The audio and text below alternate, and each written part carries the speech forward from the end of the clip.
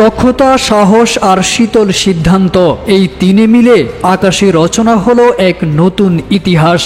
পাকিস্তানের সুহাসিনী নারী pilot squadron leader Ayesha ভূপাতিত করলেন ভারতের শক্তিশালী যুদ্ধ বিমান। এখন তিনি জাতীয় গর্বের প্রতীক, সাড়া ফেলেছেন বহির্বিশ্ব। যুদ্ধ উত্তেজনার ছন্দে ভারত যখন আকাশপথে আধিপত্যের স্বপ্ন দেখছিল, তখন আয়েশা ঠান্ডা মাথায় সেই স্বপ্নকে ছিন্ন ভিন্ন করে দিয়েছেন। নিখুঁত লক্ষ্য ভেদে তিনি আকাশেই থামিয়ে দেন ভারতীয় যুদ্ধ বিমানের অগ্রযাত্রা। এই দুঃসাহসিক অভিযানের পর আন্তর্জাতিক মহলে প্রশংসা কুড়িয়েছেন পাকিস্তানের প্রথম এই নারী পাইলট।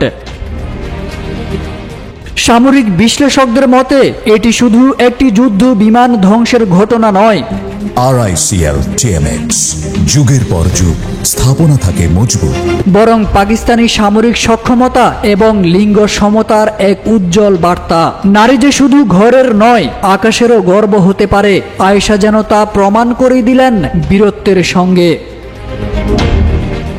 ভারতীয় গণমাধ্যমে যখন ক্ষোভ আর হতাশার ঢেউ, তখন পাকিস্তান জুড়ে চলছে আয়েশার জয়গান। পাকিস্তানের প্রধানমন্ত্রী ও সামরিক বাহিনী ইতোমধ্যেই তার সাহসিকতার প্রশংসা করে বিশেষ সম্মাননা প্রদানের ঘোষণা দিয়েছেন।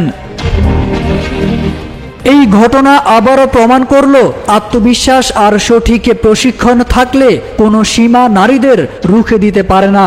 আয়েশা এখন শুধু একজন পাইলট নন, তিনি পাকিস্তানের গর্ব এবং ভবিষ্যৎ প্রজন্মের অনুপ্রেরণা। ভারত পাকিস্তান যুদ্ধে হামলার সময় ভারতের 5টি যুদ্ধ বিমান ভূপাতিতের দাবি করেছে পাকিস্তান, যার মধ্যে 3টি রাফাল এবং বাকি 2টি মিগ ও সুখোই সিরিজের যুদ্ধ বিমান। এ সময় ফাইটার জেটগুলোর পাইলটদের বন্দী করার দাবিও করে তারা।